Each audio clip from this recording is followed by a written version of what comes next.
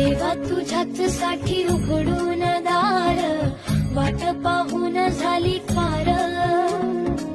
चिंता हरून देवा थकला असणार, दे माझ्या खांद्यावर भार.